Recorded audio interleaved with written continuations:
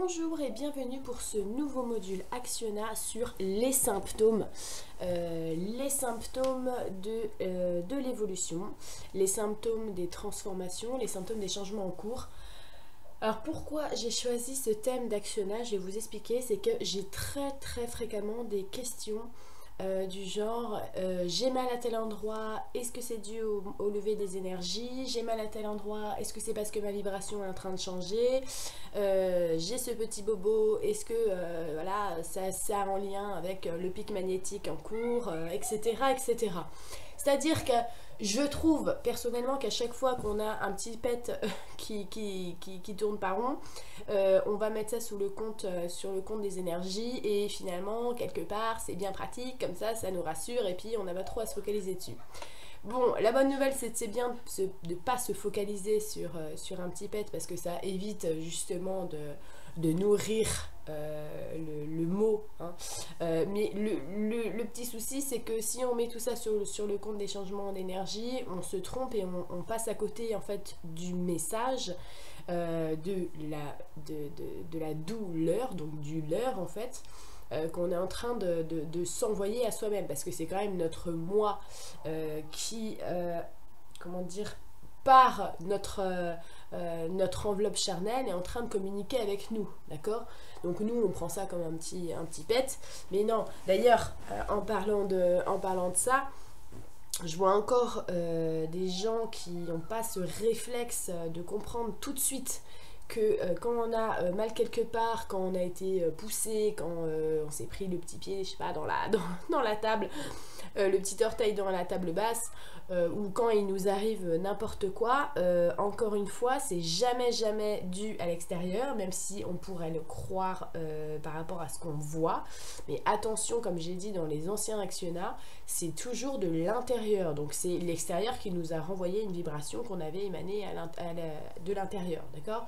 Donc c'est très important dès qu'on a un petit pet de travers ou un plus gros pet de travers, de regarder la localité, où est-ce que c'est localisé dans notre corps, qu'est-ce que c'est, est-ce que c'est une inflammation, est-ce que c'est une ouverture, est-ce que c'est une plaie, voilà, faut regarder la nature en fait de la douleur, faut regarder la localisation de la douleur et faut regarder à quel moment c'est arrivé dans notre vie, où est-ce qu'on en est à ce moment-là.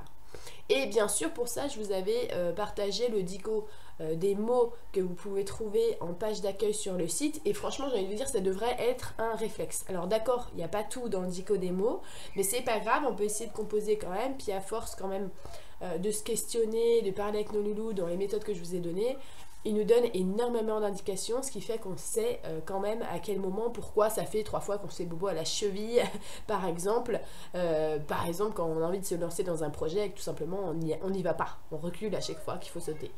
Donc voilà, c'est important d'avoir ce réflexe et pourquoi je parle du dico des mots et des symptômes de l'ascension, du changement et de la transition, c'est parce que voilà, il ne faut pas mettre tout dans la balance des symptômes.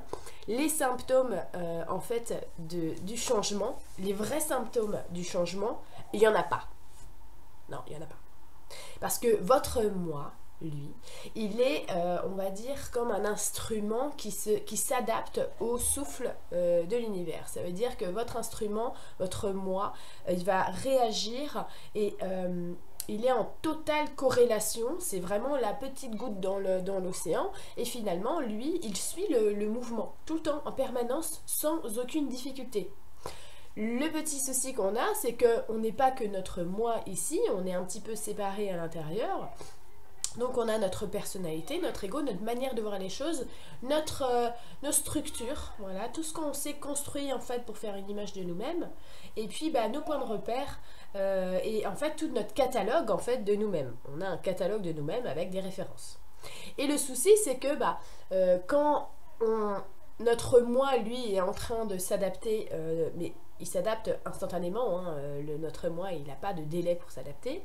Le problème c'est que notre corps lui il a un délai pour s'adapter puisqu'ici vous le savez comme moi notre perception du temps est très linéaire et du coup ça nous impose une notion de temps, de transformation qui va se prendre du temps dans la matière.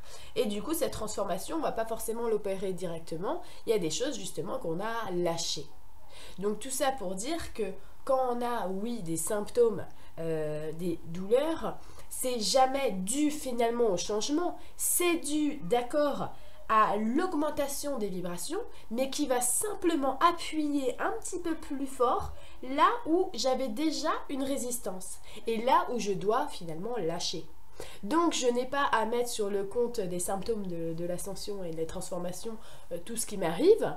J'ai simplement à comprendre que finalement cet engouement, ces fortes vibrations qui arrivent et qui font de nous des êtres de plus en plus légers, et ben ils sont en train de déloger des leurs, comme des mensonges à nous-mêmes, des zones d'ombre, des petites traces opaques qu'on a encore. Donc finalement, ça vient faire de nous des super élèves, encore et encore plus. Donc il faut être très très vigilant sur tout ce qu'on peut avoir, ressentir. Faut pas non plus être complètement parano, hypochondriaque, hein, c'est pas le but, mais simplement évitons de reporter la cause à l'extérieur, même si c'est dû au changement. Parce que voilà, le changement, comme disait Bouddha, le changement n'est pas douloureux, hein, seule la résistance au changement est douloureuse. Et c'est exactement ce qu'il faut retenir. Et du coup, vraiment, je vous invite quand vous lisez, par exemple, voilà, les symptômes de l'ascension, les machins, ah oui, je me retrouve là-dedans. Et moi, ce que je regrette un petit peu dans ces partages, c'est qu'on n'a pas comment dire, on a les symptômes hypothétiques des changements d'énergie, mais on n'a pas l'explication du pourquoi. Or, on peut très bien la trouver, puisque vu que nous sommes totalement uniques et on a une manière bien à nous de réagir à ces transformations vibratoires, eh bien, on devrait vraiment s'observer et comprendre que si en ce moment on a, ça nous lance par exemple dans les épaules, si on a voilà, un peu plus de mal à être réveillé la journée, etc. Oui, ça vient des vibrations, mais ça vient forcément de nous-mêmes, puisque si nous sommes totalement en adaptabilité 100% comme notre moi, ça nous ferait ni chaud ni froid. Donc voilà, je trouvais ça super important parce que c'est vrai que je remarque franchement qu'il y a encore beaucoup de lumière qui ont tendance à focaliser les choses à clac sur l'extérieur. C'est aussi la question pour par exemple les personnes toxiques, clac c'est la personne toxique. Non, c'est toujours de nous que vient tout. Donc nous pouvons agir toujours dans nous-mêmes pour aller ouvrir sur l'extérieur. C'est hyper important de faire très attention, de rien focaliser, de rien scotcher à l'extérieur comme la cause de nos soucis, quoi. Donc maintenant qu'on parle changement de vibration, voilà, transition, on a en effet toutes ces zones comme ça qui deviennent de plus en plus comment dire, douloureuses finalement, puisque c'est des choses qu'on a des fois inconsciemment on cultive depuis la naissance. Il y a beaucoup de gens qui m'ont dit mais comment on fait quand on cultive, quand on a une résistance inconsciente en fait pour justement mettre le doigt dessus et l'enlever. Alors la bonne nouvelle c'est qu'on n'a pas besoin d'aller trouver vraiment ce que c'est. C'est simplement une observation H24, mais en conscience. C'est pas se prendre la tête, c'est pas une observation mentale. Ça veut dire quand je suis dans ma journée, je vais regarder mes réactions. Il faut toujours que j'ai un petit œil averti sur moi-même. Par exemple, voilà, on va me dire ça, je vais réagir d'une telle manière, je vais regarder, je vais me dire tiens, pourquoi je réagis comme ça? Qu'est-ce que ça me fait finalement? Et si je me mets par exemple à la place de quelqu'un, moi je pense que au niveau des jeux de scène, ça veut dire quand vous avez une situation, il y a forcément, vous avez un rôle, et puis en face de vous, les personnes ont un rôle aussi finalement. Et bien ce qui est très important, c'est de se mettre à la place de chacun des rôles, puisque quand cette personne va vous dire ça, pour elle, ça ne représente pas forcément la même chose que pour vous. Donc ça c'est important ici, et d'ailleurs il y a un article que Émile a sorti à propos d'un message mois d'août, c'était faut vraiment retrouver notre adolescence. Et bien ça, j'ai vraiment retrouvé cette énergie là, qu'il est très très important de comprendre, de ne pas prendre tout personnellement, de ne pas en faire une affaire personnelle. Je crois que c'est parti des accords Toltec d'ailleurs, et ça je dirais c'est un des points les plus importants pour lâcher justement ces résistances inconscientes, que de relativiser, de ne pas s'en demander trop, de s'observer sans se juger, Et finalement, qu'est-ce qui va faire que vous pourrez aller dépasser ces résistances et puis aller au-delà de ce qui est inconscient, de ces structures? C'est simplement d'arrêter de réagir de la même manière quand vous songez que là, ah là c'est vrai que j'ai réagi comme ça, j'ai l'habitude de réagir comme ça, mais si je voyais les choses d'un autre angle de vue pour voir. Donc c'est vraiment aller tester des autres manières de faire.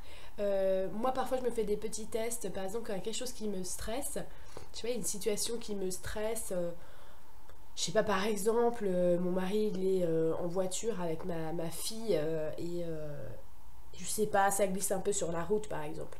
Bon, eh bien, c'est un peu une situation angoissante. Évidemment, je m'écoute à l'intérieur et j'entends, il ne se passera rien de méchant, donc rassure-toi. Donc, je me fais ce challenge, vraiment un mini challenge intérieur, de pas entendre du tout ma crainte et ma peur, de jouer le jeu comme ça de mon moi, tu vois,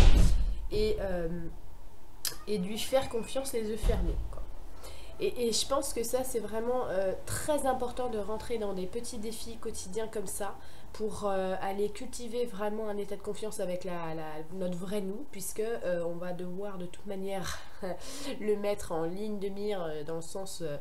le mettre dans le number one de notre priorité, puisque c'est vraiment lui qui va nous donner, j'entends le mot prérogative, c'est lui qui va nous donner les impulsions, les idées, c'est lui qui va nous diriger, c'est lui qui va nous guider, et du coup il faut essayer de se faire des petits challenges comme ça avec lui. Donc pour les symptômes de l'ascension, pourquoi pas essayer de discuter avec lui, tiens, pourquoi j'ai cette douleur là, qu'est-ce que j'ai envie de faire en ce moment que je retiens, qu'est-ce qui remonte, qui est-ce que j'ai vu, est-ce que c'est lié avec ma famille, est-ce que c'est lié avec des amis, avec des anciennes relations. Je me pose des questions comme ça au fur et à mesure, mais sans rentrer dans la tête, simplement à l'intérieur, qu'est-ce que ça résonne, est-ce que c'est bon. C'est vraiment un dialogue en permanence avec soi-même, une observation et surtout quelque chose qui est complètement magique évidemment, c'est que vu que tout se passe en l'instant, vous avez toujours des réponses maintenant.